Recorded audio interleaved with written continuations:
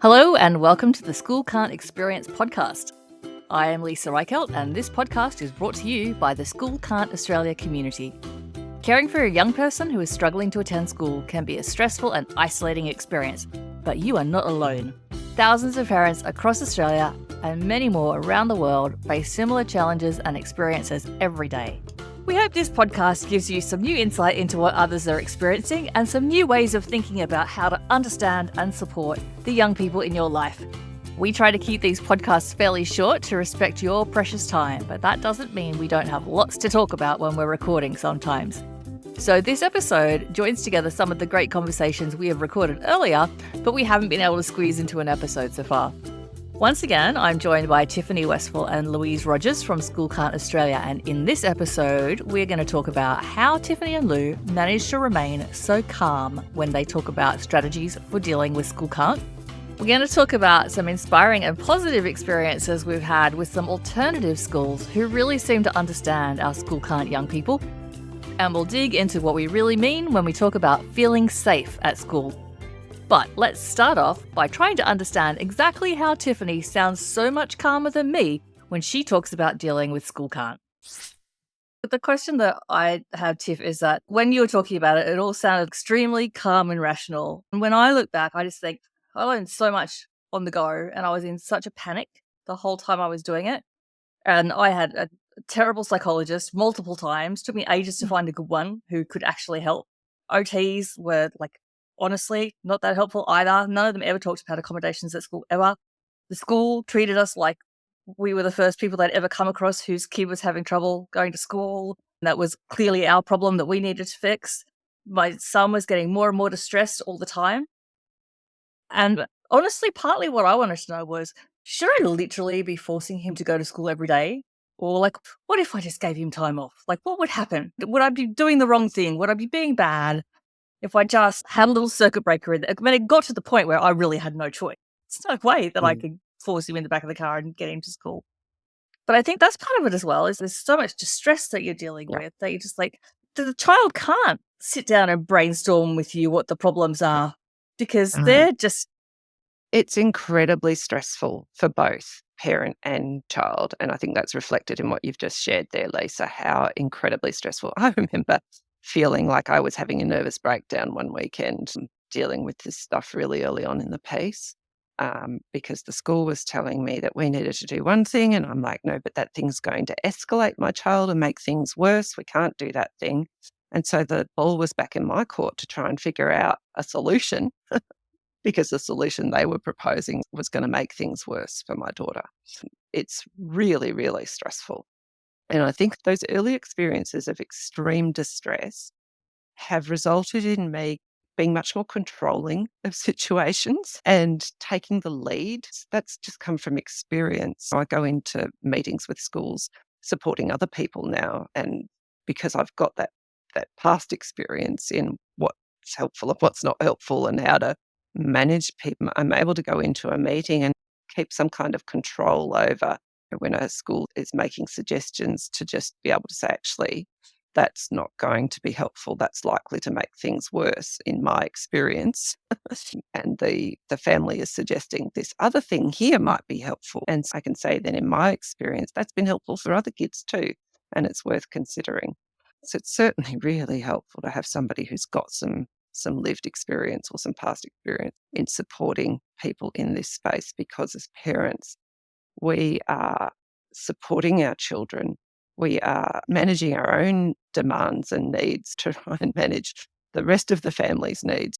Siblings who have been late to school because you can't get your child out the door to school in the morning, difficulties getting to work in the morning, the difficulties with having to cancel appointments that you're not able to attend. There's so many challenging things about this situation. And I think sometimes we need to look after our own nervous systems as parents, because when you're in the thick of it and you're in distress, you're not able to think straight anymore either. Your nervous system becomes really heightened and we end up joining our children in their distress. Then we can't co-regulate with them. We begin to risk communicating that things are not good And they start to panic too. Oh, mum's really distressed. So what hope have I got? Who's going to help me calm and feel better? There are no solutions if mum or dad can't figure this out or the school can't figure this out. It escalates the child's distress. We need to think about the parent-child unit as a unit. And sometimes we do need to take a circuit breaker. Sometimes we do need some time just to calm everybody's nervous systems down so we can think. Nobody can make decisions in meetings when people are distressed. When I'm giving advice to schools, I'm saying, you need to be conscious of the family's nervous system in those meetings and how you can help them feel safe and calm and able to participate and contribute in collaborative discussions. So you need to think about safety in meetings. You need to think about what's the exit plan if somebody needs to leave the room. How many people are they going to have to crawl over to get to the door? Do they know where they can go if they feel they need to leave the room? Do they have a way of communicating that they're starting to feel distressed and need some time? Is it necessary for everybody to be in that room for that meeting? I know I've gone way off what your original question was. You're giving me flashbacks to all the school meetings that I've been to and how different they were from what you're describing. Can I add something from before? Mm. My child tried school again last year. We Mm. went to a specialist school for children and young people who'd had difficulty in their mainstream environments. And we only did the trial at the beginning of the year. But one thing that happened in the context of that is they sat down with all the parents and talked us through. By the end of that discussion, I felt a really big shift inside my body. And that was a recognition that I could trust these people. I had a good cry about it when I went home. I didn't know I was carrying that fear and uncertainty. It was really quite a shift in myself to know that I could trust these people after our experiences. My son did a 3-week trial at the end of last year with a specialist school that supports kids who can't deal in mainstream school. Similar kind of thing. That trust building process was the very first thing they did was hand us a clipboard with a whole bunch of accommodations and said, tick the ones that you think would really help your son. And we went through it together. And I'm just like, Wow. oh my God, where has Amazing. this been forever? It was incredible. But then there were other things too during that trial where they were able to really show him that they took his concerns seriously. And if he said he was distressed, they were like, okay, fine. Well, you go over here and have some time out and it's fine. There was none of this coercing to encourage him to participate in things that made him feel really uncomfortable. If he needed to take a break, he was able to take a break without being pulled back in. And when he had situations where he was overwhelmed by stimulus or whatever it could be, they sat down with him in a quiet place and helped him work through what was going on and helped him understand, how could he cope with those sort of situations when they came up at school without having to go away from school. That was a pretty incredible experience for both of us. He's starting full-time at that school at the beginning of this next school year. So we have all of our fingers and toes crossed that works out. But just so like the previous school that he went to, when he went there in year 7 was a real wheels falling off moment for us because it's such a change from primary school to high school. The head of year 7, she was a wonderful woman who tried really, really hard with him and really helped shape his school experience quite a lot. It was very much like, I'll be waiting out the front of the school for you. If you can just get him to school, I'll take it from there.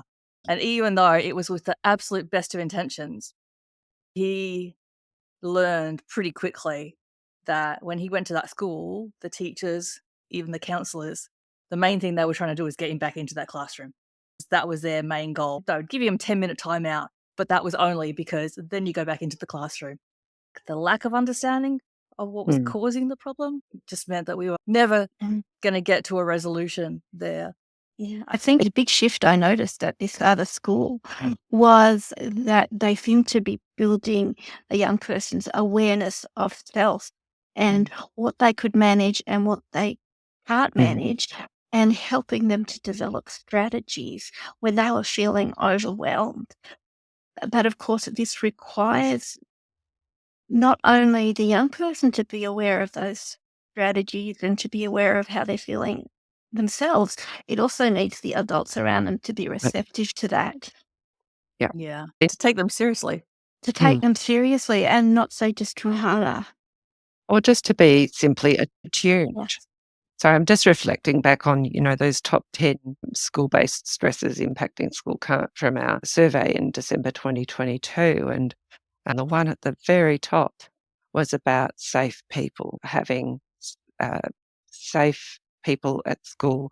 And then the next one was about people who could identify signs of distress. And the next one was about the ability to communicate distress to the teacher.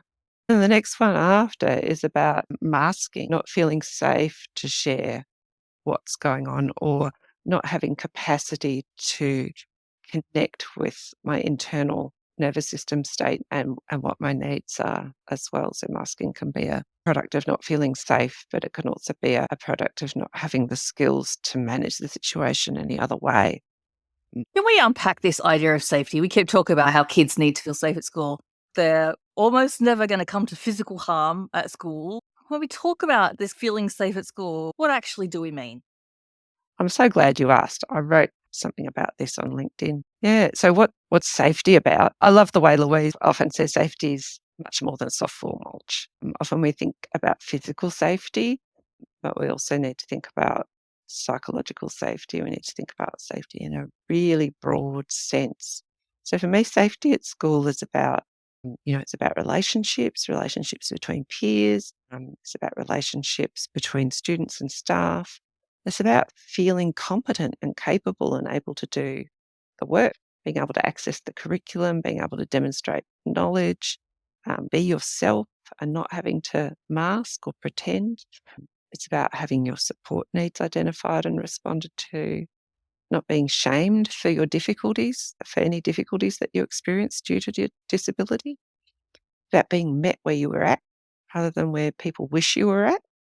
It's about not having to work harder because of your disability. It's about being celebrated for who you are. It's about feeling like you know what's going to happen next. So we know that predictability, feeling like things are predictable, is important to feeling safe. It's about having enough energy available to meet the demands of the day. So knowing that, I'm not going to be asked to do many things that are beyond my capacity to manage for that day. That helps contribute to feeling safe. We know that sensory experiences that feel just right contribute to feeling safe. In actual fact, I was talking to Professor Dawn Adams about feeling safe in sensory experiences, and she was saying that there's some research that indicates that sensory experiences that are quite taxing are very difficult to bounce back from, to recover from, compared to other stressful experiences. So that's really interesting. Being listened to, having agency over things that cause you stress, that helps contribute to safety. Feeling okay about using the toilet or eating, being able to tend to your physical needs at school, being given enough time to share your ideas or complete work. So if you've got slow processing speed, being able to manage those things, being able to complete work in the same amount of time that it takes peers and not having to work longer and harder because of your disability to complete work. There are so many things, little things like when the teacher says, can you get into groups to do this activity and you're left out all the time, that makes someone feel not safe. I can remember my daughter's first experience of not feeling safe at school had to do with reading, and she had a lot of difficulty learning to read. And the routine in the morning, every school day started the same, where you came in, you got your readers out and the parent helpers in the room and you had to read to a parent helper. And she felt really unsafe reading to people other than me or the teacher. That was a great source of stress for her that we had to manage. Can I just say safety at school is also about feeling like there are other people who get you and think you're awesome. You know, lots of neurodivergent kids in particular tell me, but there's no one at school who gets me, or there's no one at school who shares my interests. There's no one at school at recess that I can talk about the history of basketball or whatever. Yeah. When we think about physical safety, we think about being, safe from physical harm. I think you've done a wonderful job of just unpacking all of the things that contribute to a sense of safety or lack of safety. But is there a way that we can talk about what psychological safety keeps you safe from? Safety is a very diverse experience for people. And my assessment of whether something's safe or not, whether something feels safe, doesn't matter. What matters is the individual's experience, their felt safety and whether they feel safe. Just trying to think about how do we help people to empathize with this a little more, because like a broken leg is a broken leg. And everyone's like, yep, that's definitely a broken leg. That definitely hurts. That needs this kind of treatment and to be taken with this amount of seriousness. Whereas I think every human being feels unsafe at some point, right? You're going to go do something that you've not done before. And most of us, we have to stand up in front of people and talk, don't feel particularly safe. Like, so that feeling of lack of safety emotionally and psychologically is something that's quite familiar to us all. But I don't know whether we've experienced the equivalent of a psychological broken leg in the same way that a lot of these kids do. How do I differentiate between the impact of a lack of safety on a child who can't go to school compared to when I think about, I might think about my past history. I go, well, I did something that wasn't comfortable, but I like screwed up my courage and I did it anyway. And then I felt better afterwards. A lot of people experience that and they're like, well, if you could just push through it and do it, you'll feel better on the other side. And actually, that's not the experience for these kids in a lot of cases. Yeah, so what you're talking about is the difference between an experience of not feeling safe that spurs some kind of action in order to resolve a situation. Stress is normal. We all experience stressful situations and have capacity to respond to them. But healthy amounts of stress are when you're able to resolve those situations relatively quickly and they're not persistent. And I think what happens for lots of our young people in school, number one, they don't have agency to just decide not to go. So if they're experiencing chronic stress, they've often got no escape from it.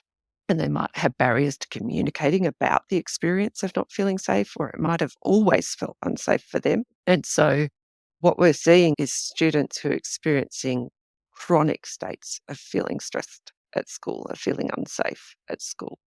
And they don't have the skills themselves or the resources themselves or the power or agency or capacity themselves to resolve those situations such that they feel safe. Or they're having to manage so many different stresses that their system becomes overwhelmed with the effort and it impacts their mental health and their physical health in the labour of having to deal with such a significant stress load. So if you were somebody who was nervous about public speaking, it would be like having to public speak all day, every day, and it never feeling better. Yep. Lou's not convinced by my analogy. That's fine. Yeah, public speaking is not my favourite thing. You just hit a nerve with Lou. I prefer public singing. So we're going to somewhat awkwardly wrap up there. I hope there was something helpful or perhaps hopeful for you in today's conversation. If you are a parent or carer in Australia and are feeling distressed, remember you can call the parent helpline in your state. A link with the number to call is in the show notes. Also in the show notes, you'll find a link to the School Can't Australia community. You'll find a place to share your feedback with us and perhaps even volunteer to share your own School Can't experience with us on a future podcast. We would love to hear from you. And finally, please consider donating to School Can't Australia. Your tax-deductible donations assist us to raise community awareness, to partner with researchers, to produce resources like webinars and this very podcast, which assist people who are supporting children and young people experiencing School Can't. Thanks again for listening, and we'll talk again soon. Take care.